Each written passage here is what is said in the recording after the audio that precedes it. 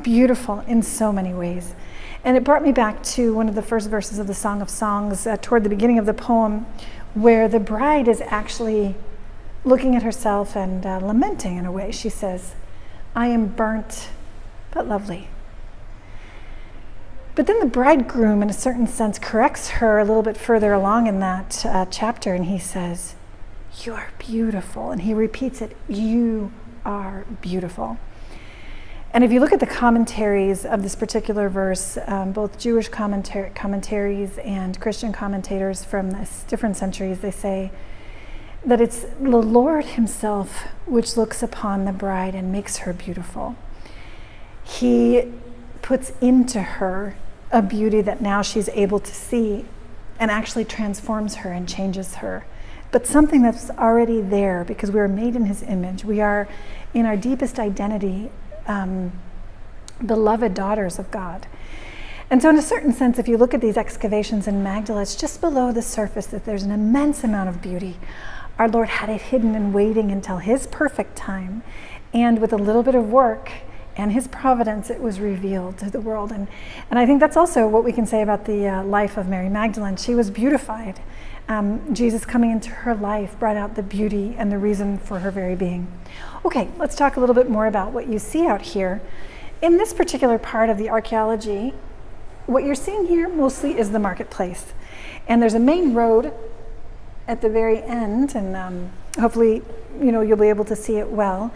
And this is where people of the town would come to the north and they would buy things. And there's these basalt stone, which is this black volcanic rock, in which they would make things where you could wash your hands after you would go to the market.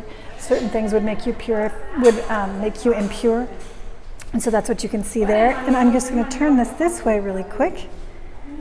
And this view, this is also right next to the guest house. You can see it when you're in the south wing. And the reason it's important is because those are some pools.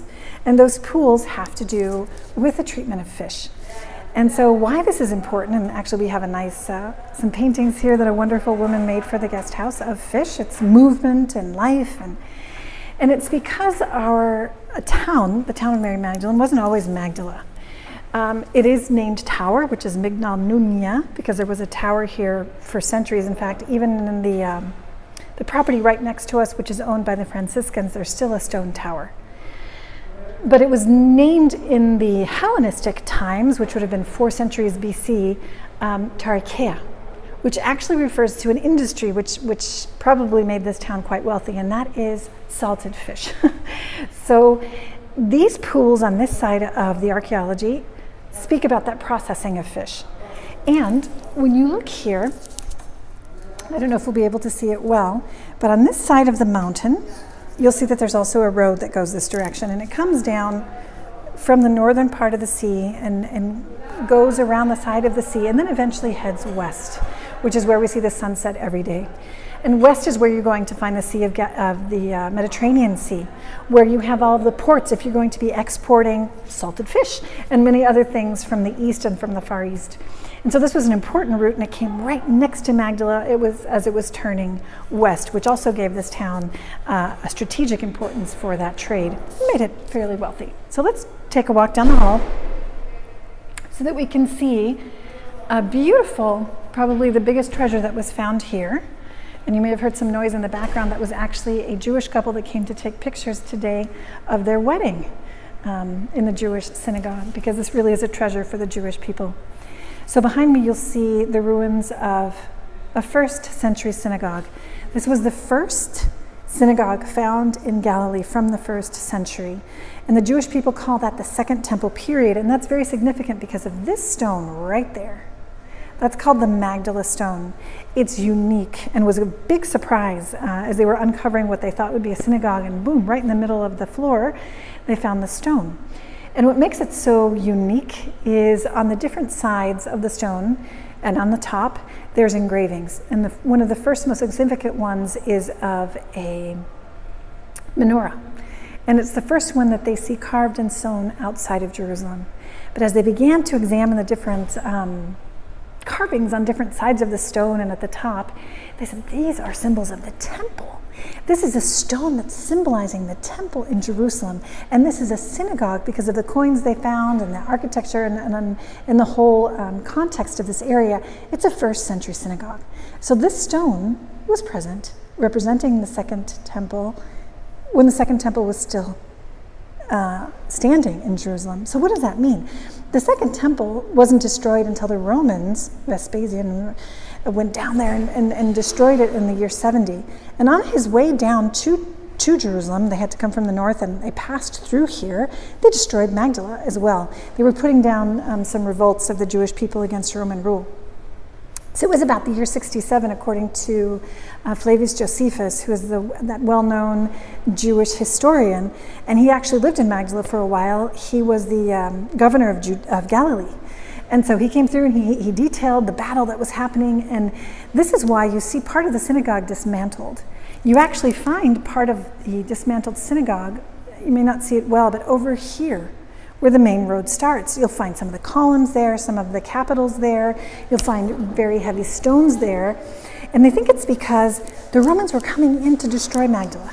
And they were trying to defend the most precious treasure that they had, which was their synagogue, and trying to keep them away. And of course, it didn't work. A lot of the rebels that came through Magdala were massacred. Those that tried to escape by sea were also just, Josephus said it was a bloody naval battle.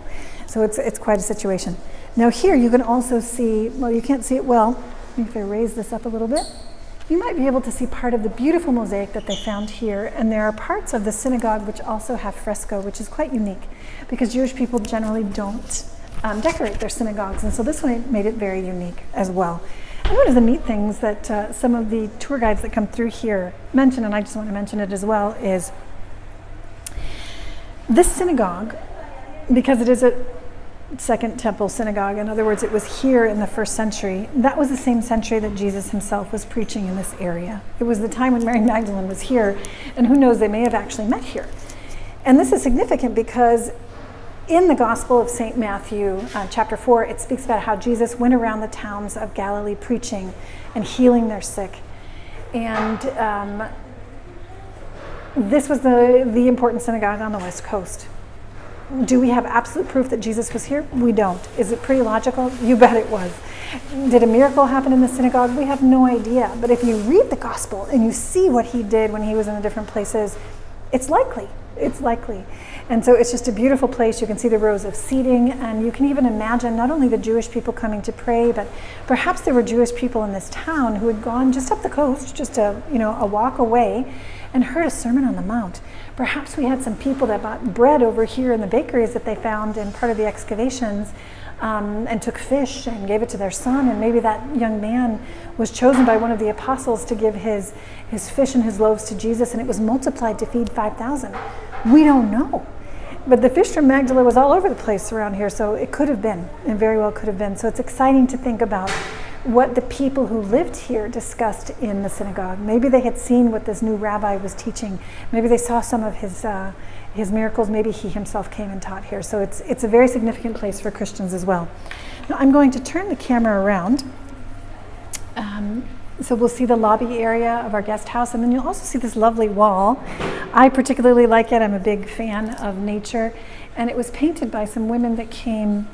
And in the background, if you can see closely, it shows the Sea of Galilee. You've got some birds in the sky, but most importantly, you've got some of the flora, and some of the fauna, really birds mostly, from the Sea of Galilee area. And it's just stunning.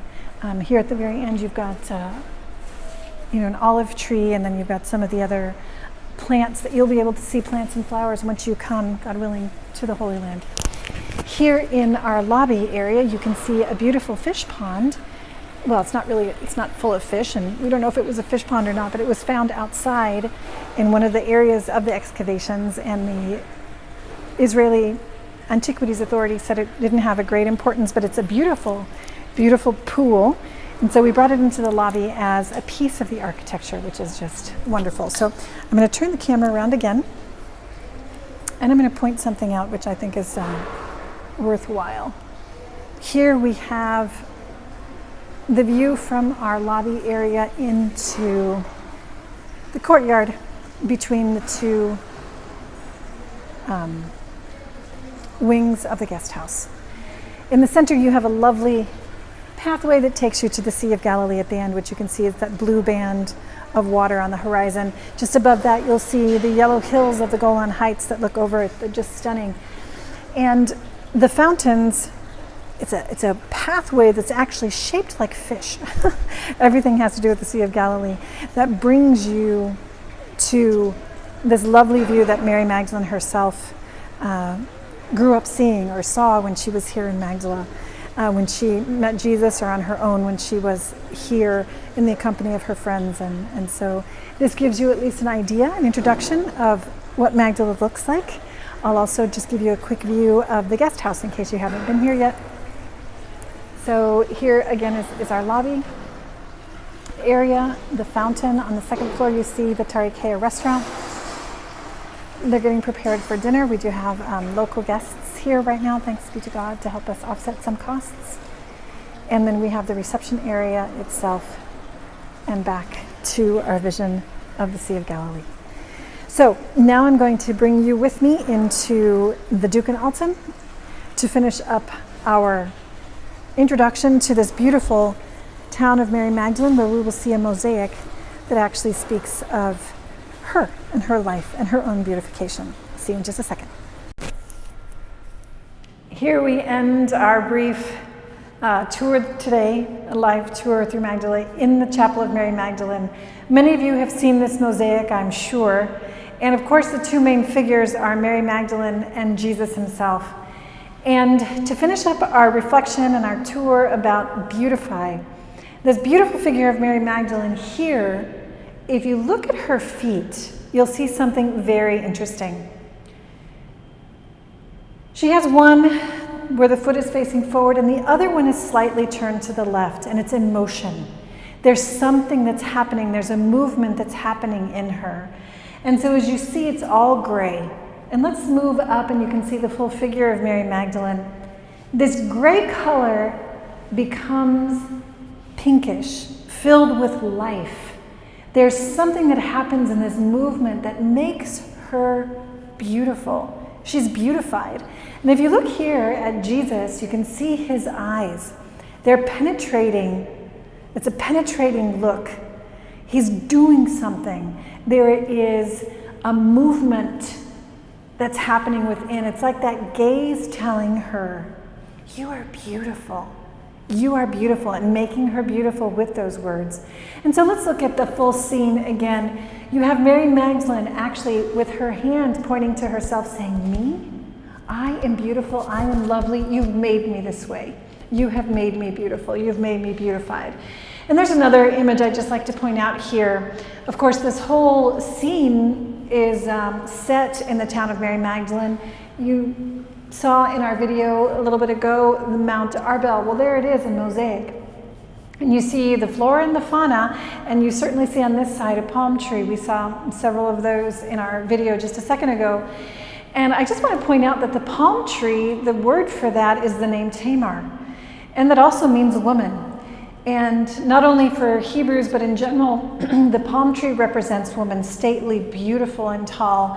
And so in that sense, I think the artist, if you look at the whole scene again, she chose a beautiful image for this encounter of Mary Magdalene with Jesus, which happened right here in this hometown of Mary Magdalene.